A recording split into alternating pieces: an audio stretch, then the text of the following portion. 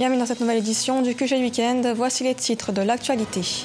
En République démocratique du Congo, alliance entre Vital Kamerhe et Félix Tshisekedi, le leader de l'opposition, Vital Kamerhe, se retire finalement de la course à la présidentielle en faveur du candidat de l'UDPS.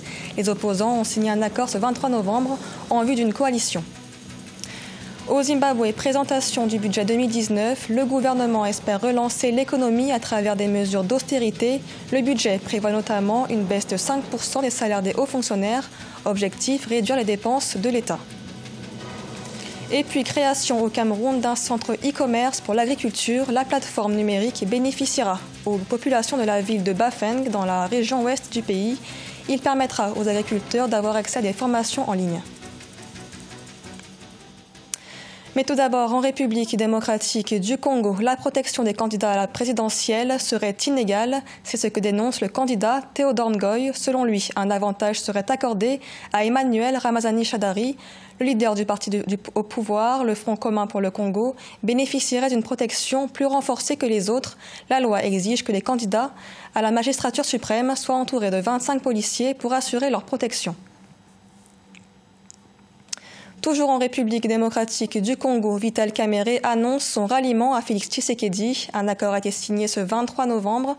Les opposants s'engagent à mutualiser leurs moyens politiques et financiers à travers une nouvelle coalition nommée Cap pour le changement. Un sujet de la rédaction. Vital Kamerhe se désiste en faveur de Félix Tshisekedi. Les deux opposants ont signé ce vendredi 23 novembre dans la capitale kenyane un accord de coalition en vue de la présidentielle du 23 décembre en République démocratique du Congo. En cas de victoire, Félix Tshisekedi garantit à Vital Kamerhe le poste de Premier ministre. Ces deux poids lourds de l'opposition congolaise s'engagent à mutualiser leurs moyens politiques, matériels et financiers. L'UDPS et l'UNC félicitent les présidents Vital Kamerhe et Félix Tshisekedi pour leur sens élevé de l'intérêt général et rendent hommage appuyé au président Kamerhe pour son humilité, traduite par son désistement en faveur du président Félix Tshisekedi afin de maximiser les chances de l'alternance dans notre pays.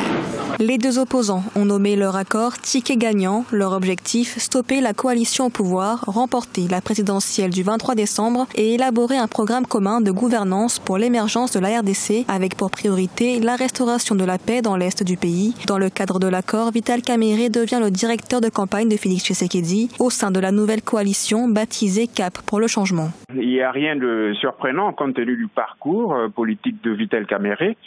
Il a toujours été inconstant et quant à Félix Tshisekedi, bien évidemment, il s'est rendu compte qu'il s'était trompé à Genève en signant cet accord qui mettait en avant la candidature de Martin Fayulu pour le compte de l'opposition.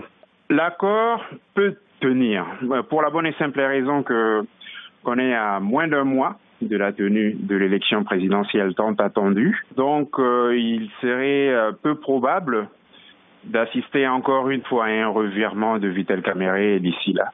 De son côté, le camp présidentiel réuni au sein du Front commun pour le Congo fait campagne pour Emmanuel Ramazani Shadary, ancien ministre de l'Intérieur. La campagne électorale se terminera le 21 décembre 2018, soit 2 jours avant l'élection présidentielle. L'enjeu est historique, permettre une première transmission du pouvoir pacifique depuis l'indépendance obtenue en 1960. Au Kenya, 1/3 des élus au Parlement devraient être des femmes. Un projet de loi débattu à l'Assemblée nationale.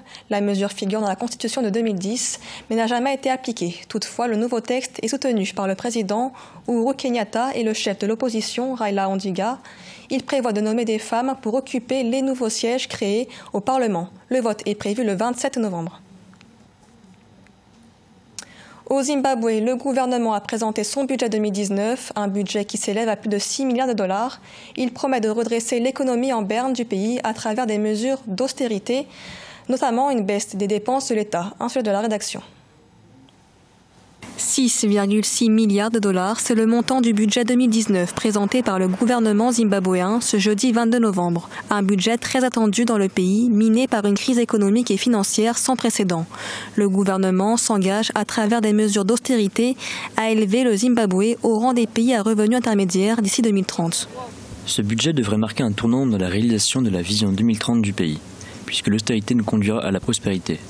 Le principal objectif du budget 2019 est de stabiliser l'économie en ciblant les causes d'une économie vulnérable et de construire une économie prospère, conforme aux attentes de notre vision 2030.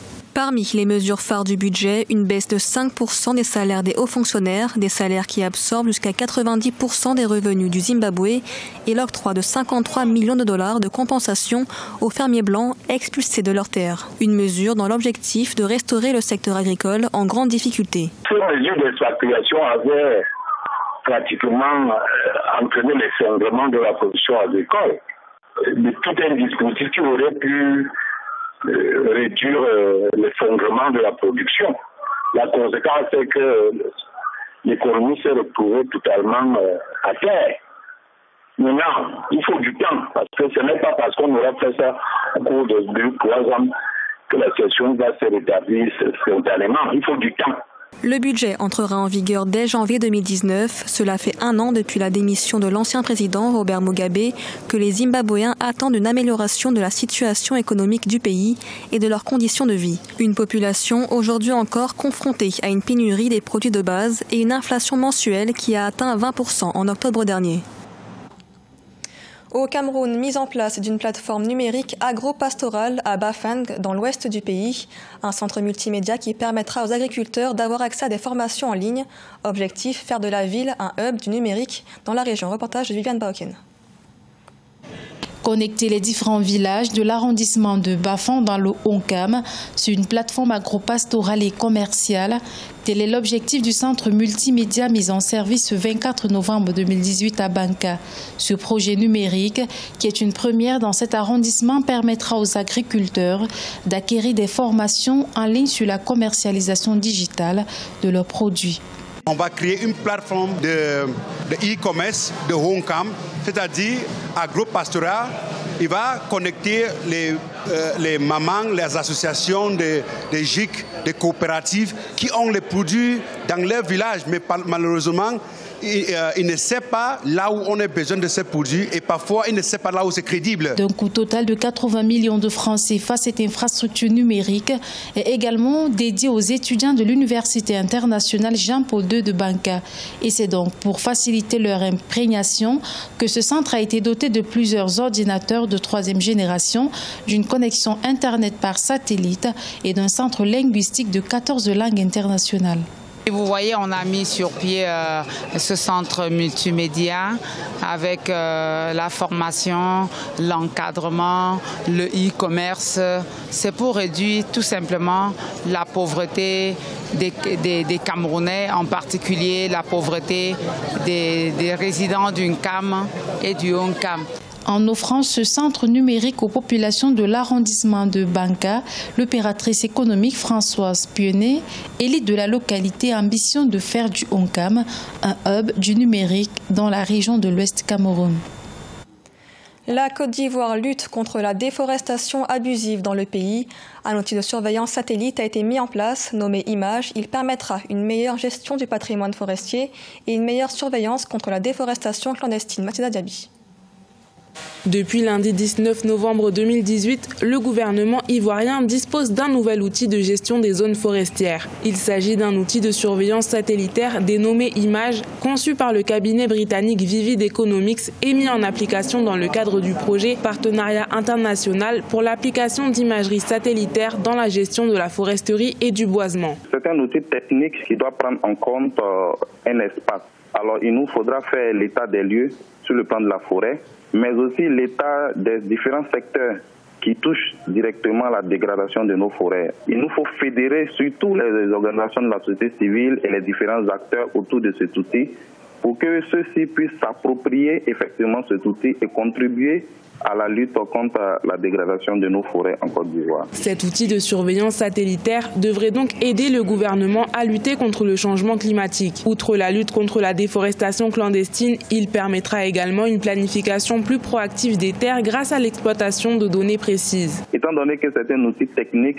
il nous faut faire un transfert de technologie, renforcer les capacités des différents acteurs qui doivent utiliser ce document et surtout nous, organisations de la société civile, pour que nous puissions nous imprégner de ce document documents de cet outil et accompagner ce processus, aller au contact des populations pour prévenir tous les conflits qui peuvent être liés à la dégradation de forêts. Les autorités entendent étendre l'utilisation de cet outil à l'ensemble du territoire ivoirien et l'orienter vers d'autres secteurs tels que les infrastructures, la construction, la démographie, l'industrie ou encore les mines, notamment en ce qui concerne la surveillance de leur pillage clandestin. Ce journal a été réalisé par l'ensemble de la rédaction. Merci de l'avoir suivi. Dans un instant, retrouvez une nouvelle édition de l'information sur Africa 24.